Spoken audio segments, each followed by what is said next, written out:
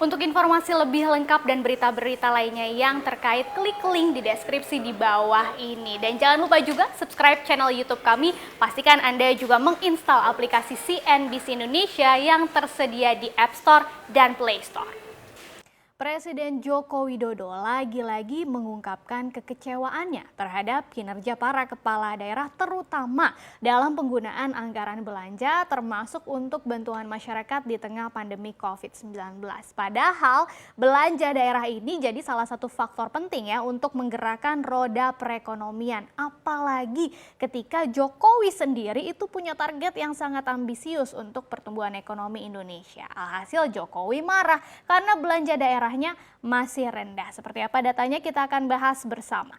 Kekecewaan Jokowi ini dilontarkan saat beliau memberikan pengarahan kepada kepala daerah se-Indonesia dalam pertemuan virtual secara tertutup di Istana Negara kemarin ya. Jadi di pertemuan itu Jokowi mengajak seluruh pemerintah daerah, provinsi, kabupaten dan kota untuk segera menggencarkan belanja daerah yang sudah dialokasikan di APBD masing-masing ya. Karena data yang diperoleh Jokowi ini cukup mengecewakan gitu ya, yang sarapannya tinggi itu baru belanja pegawai dan itu juga baru sekitar 63% saja ini per Maret 2021. Kemudian untuk belanja modalnya itu sekitar 5,3% aja. Jadi Jokowi itu kesal karena transfer dana dari pusat ke daerah bukannya dibelanjakan malah ditaruh di bank, dan datanya per akhir Maret itu uang yang nganggur di perbankan daerah ada sekitar 182 triliun rupiah. Ini bukannya semakin turun, malah naik sekitar 11%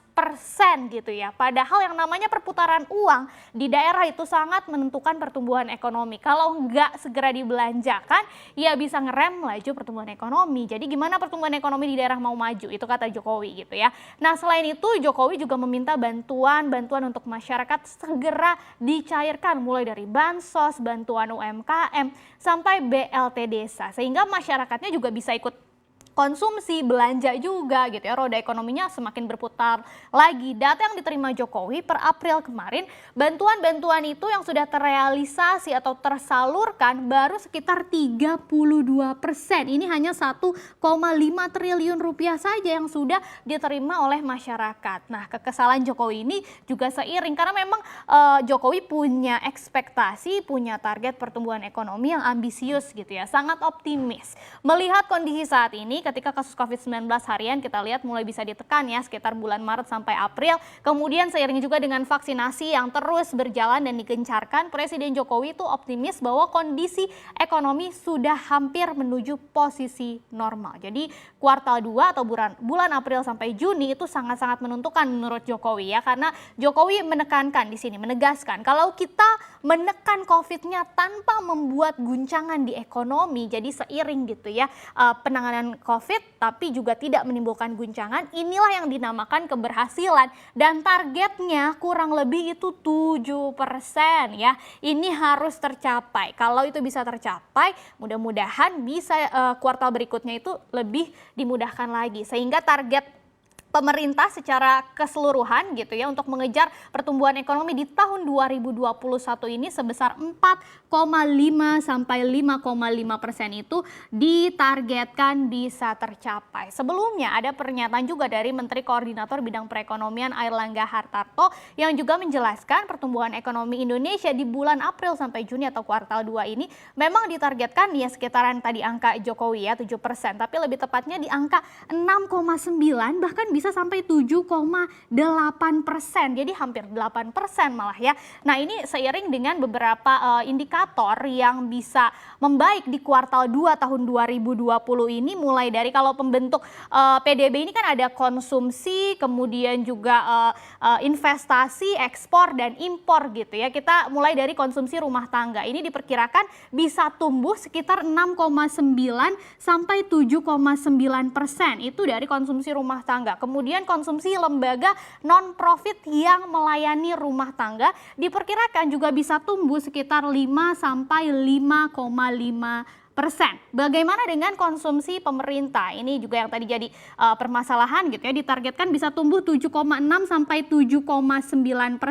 Itu dari komponen konsumsinya. Nah, dari sisi investasi diperkirakan bisa tumbuh juga sekitar 6,4 sampai 8,3%. Begitu juga dengan dari sisi ekspor yang diperkirakan tumbuh melesat sekitar 10,5 sampai 12%, dan dari segi impornya yang baik juga impor barang modal ya, ini juga bisa tumbuh sekitar 9,5 sampai dengan 14%. Nah, itu yang bisa naik di kuartal 2. Tapi kan pertanyaannya, apa sih sebetulnya membuat Jokowi pede banget gitu kalau target 7% itu bisa tercapai? Apa ada tanda-tandanya? Dan karena memang betul menurut Jokowi tanda-tanda pemulihan ekonomi sudah kelihatan dari sekarang. Dari pabrik, industri, manufaktur itu sudah mulai bergerak.